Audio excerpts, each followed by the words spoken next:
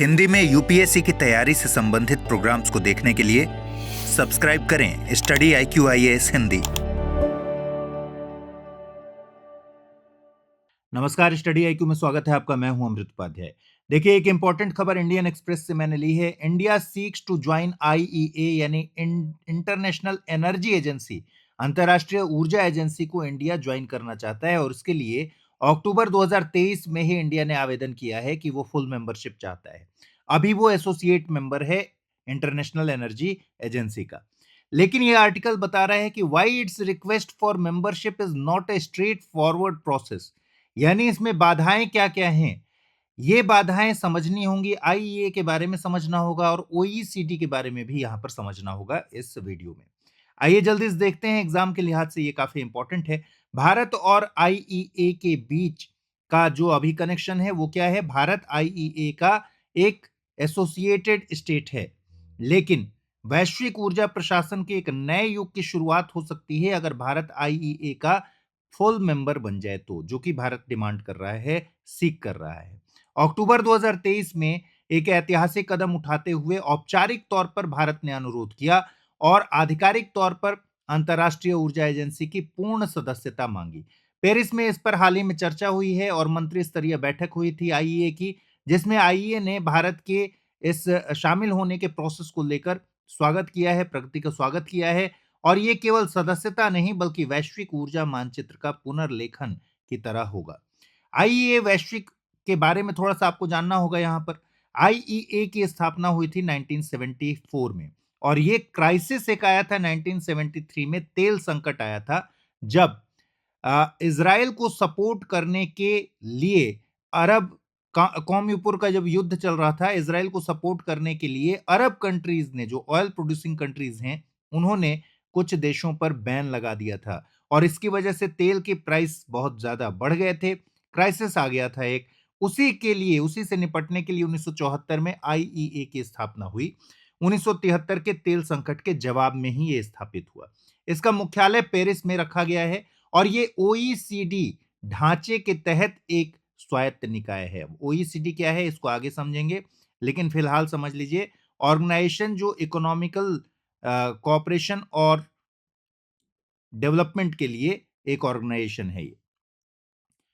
इसका उद्देश्य तेल आपूर्ति में व्यवधानों का जवाब देना था और एक स्टेबल इकोसिस्टम बनाना था ताकि कभी इस तरह का तेल संकट फिर वापस से न झेलना पड़े।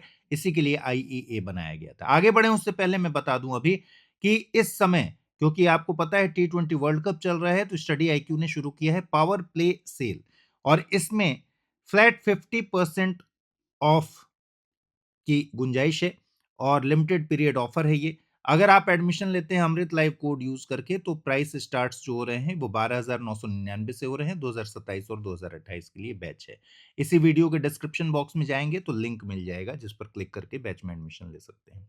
अब अंतर्राष्ट्रीय ऊर्जा एजेंसी के 4 मुख्य स्तंभ हैं। पहला तो ऊर्जा सुरक्षा, तेल और गैस की निर्बाध आपूर्ति को सुनिश्चित करना। इसका मकसद ही रहा है शुरू से ही। ये ऑयल को लेकर ही, संकट को लेकर ही क्योंकि स्टैब्लिश किया गया था, तो तेल की आपूर्ति कभी भी बाधित ना हो, इसका पहला मकसद तो यही था। फिर आर्थिक विकास, सतत ऊर्जा नीतियों को बढ़ावा देना, जलवायु परिवर्तन और नेट जीरो के लक्ष्य को हासिल करना और क्लाइमेट जो चेंज है उसके इंपैक्ट से बचाव करना, वैश्विक जुड़ाव, सदस्य देशों के साथ सहयोग को बढ़ावा देना, यही 4 मुख्य स्तंभ हैं।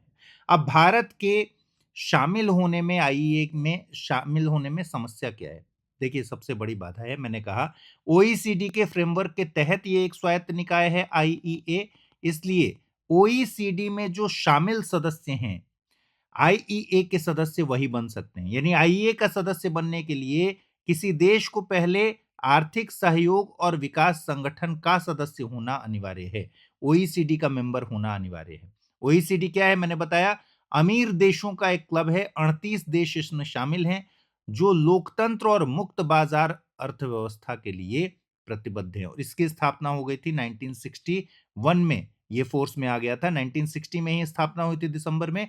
1961 में ये प्रभावशाली हो गया था। ठीक है, लेकिन अब पुराने नियम नाकाफी साबित हो रहे हैं। क्यों? क्योंकि अगर आप देखेंगे कि आईईए सदस्य देशों यानी अंतर्राष्ट्रीय ऊर्जा एजेंसी के जो सदस्य देश हैं, उनके पास वैश्विक ऊर्जा मांग का 60% हिस्सा हुआ करता था। ये कब? जब इसकी स्थापना हुई थी 1974 में। लेकिन वर्तमान में जो स्थिति है उसमें ये हिस्सेदारी घट के अब 40% रह गई है। तो अगर भारत जैसे देश इसमें शामिल नहीं है, ब्राजील ने भी डिमांड की है इसमें शामिल होने की, तो भारत और ब्राजील जैसे अगर देश इसमें शामिल नहीं है, तो इस वजह से ये जो डिमांड है, ये घटते-घटते अब 40% है। अगर इसको 80% डिमांड तक ले जाना है, इसका मतलब भारत को इसमें इन होना चाहिए। तो भारत और चीन जैसे देशों के बिना आईईए की वैश्विक पकड़ कमजोर हो रही है। चीन भी एसोसिएटेड स्टेट है, ठीक है। भारत की वर्तमान स्थिति क्या है? ये एसोसिएटेड स्टेट है, मेंबर है, सहयोगी सदस्य है, और ये जो ओपन हुआ 2015 में नॉन ओईसीडी मेंबर्स के लिए भी आईईए का एक रास्ता खुला। लेकिन कैसे रास्ता खुला? फुल मेंबरशिप ना देकर सहयोगी सदस्य बनाया जाने लगा। तो 2017 में भारत एसोसिएट मेंबर के तौर पर शामिल हो गया। एसोसिएट मेंबर और जो फुल मेंबर्स हैं उसमें क्या अंतर है? अंतर यह है कि जो पॉलिसी की चर्चाओं में एसोसिएट मेंबर्स भाग तो ले सकते हैं, लेकिन इन्हें डिसीजन मेकिंग में भाग लेने का अधिकार नहीं है, वोटिंग राइट्स नहीं है। तो अगर भारत आईईए का मेंबर बन जाता है तो वो उसके डिसीजन मेकिंग में भी शामिल हो सकेगा और उसके पास भी अपना वोटिंग राइट हो सकेगा। लाइफ पहल आईईए ने भारत की लाइफस्टाइल फॉर एनवायरनमेंट पहल पर विशेष रिपोर्ट जारी की है। इसको लाइफ इनिशिएटिव कहते हैं। 2030 तक 2 बिलियन टन उत्सर्जन को कम किया जा सकता है लाइफ इनिशिएटिव के तहत। अब भारत सवाल है कि पूर्ण सदस्यता क्यों चाहता है? देखिए, मैंने जैसा बताया कि जैसे ही भारत पूर्ण सदस्य बन जाएगा, डिसीजन मेकिंग बॉडी में शामिल हो जाएगा, निर्णय लेने की शक्ति हो जाएगी, केवल दर्शक नहीं बल्कि नीति निर्माता बन पाएगा। दूसरा, नॉलेज शेयरिंग और तकनीक की शेयरिंग हो पाएगी, और भू राजनीतिक प्रभाव इसकी इसका बहुत ही एक इम्पैक्टफुल होगा। वैश्विक ऊर्जा सुरक्षा चर्चाओं में एक प्रमुख सीट के तौर पर भारत हो जाएगा। सवाल है कि क्या भारत को ही आईईए की आवश्यकता है या आईईए को भी भारत की आवश्यकता है? आईईए को भी भारत की आवश्यकता है। क्यों है? इसलिए क्योंकि अगले 3 डेकेड्स में दुनिया में किसी भी देश की तुलना में भारत का एनर्जी डिमांड जो है वो सबसे ज्यादा बढ़ने वाला है, इसमें कोई डाउट नहीं है, और इसको आईईए ने भी माना है। आईईए में अभी हाल ही में जो मंत्री स्तरीय सम्मेलन हुआ उसमें इस बात पर चर्चा की गई है कि भारत को कैसे शामिल किया जा सकता है। तो सहयोगी सदस्य जैसे भारत, चीन, ब्राजील, इन सबको मिला दें अगर, तो आईईए परिवार वैश्विक मांग का 80% कवर कर सकता है। अभी वो 40% कवर कर रहा है। दुनिया के सबसे अधिक आबादी वाले देशों को शामिल किए बिना वैश्विक ऊर्जा सुरक्षा संभव नहीं है, और इसलिए आईईए को भी जरूरत है कि भारत इसमें शामिल हो, और आईईए इसके लिए बहुत पॉजिटिव भी है। आने वाले समय में हो सकता है ऐसा हो। अब सवाल है कि बिना ओईसीडी के आईईए में कैसे शामिल होंगे? तो भारत ने स्पष्ट कर दिया है कि ओईसीडी की मेंबरशिप हमें नहीं चाहिए, पहली बात। और शर्त यह है कि ओईसीडी के मेंबर्स को ही आईईए का मेंबर बनाया जाता है। तो या तो आईईए को अपने फाउंडिंग चार्टर में ही संशोधन करना पड़ेगा, या फिर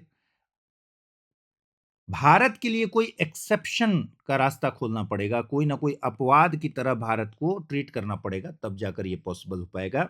अभी कोलंबिया जैसे देश हैं जो लेटेस्ट कंट्री है ओईसीडी में शामिल होने वाला, ये ओईसीडी के माध्यम से शामिल हुए, लेकिन भारत एक अपवाद की डिमांड करता है, एक्सेप्शन की डिमांड कर रहा है। कूटनीतिक समर्थन और प्रतिक्रिया, देखिए अमेरिका ने भारत की सदस्यता के लिए जो खोज रहा है, भारत की सदस्य होना चाहिए आईईए का, अमेरिका इसके सपोर्ट में है। अभी जो बायलैटरल बातचीत हुई थी, द्विपक्षीय बातचीत अमेरिका के साथ, उसमें भी ये मुद्दा उठा था। ब्राजील ने भी अपनी पूर्ण सदस्यता की मांग की है, और वो भी ओईसीडी का मेंबर नहीं है, गैर ओईसीडी देश है, और ब्राजील भी बहुत ज्यादा प्रभावशाली कंट्री है इस मामले में, एनर्जी डिमांड के मामले में। तो आईईए अनुरोध पर सक्रिय रूप से विचार कर रहा है, और आने वाले समय में हो सकता है इसके जो चार्टर में कोई ना कोई संशोधन करना पड़े। वर्तमान स्थिति क्या है? अक्टूबर 2023 में भारत ने औपचारिक रूप से आवेदन किया। अभी हाल ही में पेरिस में बैठक हुई, इसका हेडक्वार्टर जो है वो पेरिस में है। तो मंत्रियों ने इस प्रगति का स्वागत किया, और कानूनी ढांचे में संशोधन पर विचार विमर्श जारी है। आने वाले समय में हो सकता है कि आपको दिखे एक बड़ा चेंज। निष्कर्ष, यह भारत की ऊर्जा सुरक्षा के लिए एक बड़ी जीत साबित होगी और आईईए को सही मायनों में वैश्विक संगठन बनाने के लिए भी जरूरी है। तो सुरक्षित और टिकाऊ ऊर्जा भविष्य के लिए ये साझेदारी अनिवार्य है। तो इस वीडियो में इतना ही, लेकिन आप मुझे फॉलो कर सकते हैं अमृत उपाध्याय 007 और इंस्टा पर भी मैं हूं अमृत उपाध्याय 007, टेलीग्राम पर भी हूं। आप चाहें तो ये क्यूआर कोड स्कैन करके मुझसे जुड़ सकते हैं। ख्याल रखिए अपना, अच्छे से पढ़ाई कीजिए। अगले वीडियो में मुलाकात होगी। नमस्कार। हिंदी में यूपीएससी की तैयारी से संबंधित प्रोग्राम्स को देखने के लिए सब्सक्राइब करें स्टडी IQ IAS हिंदी।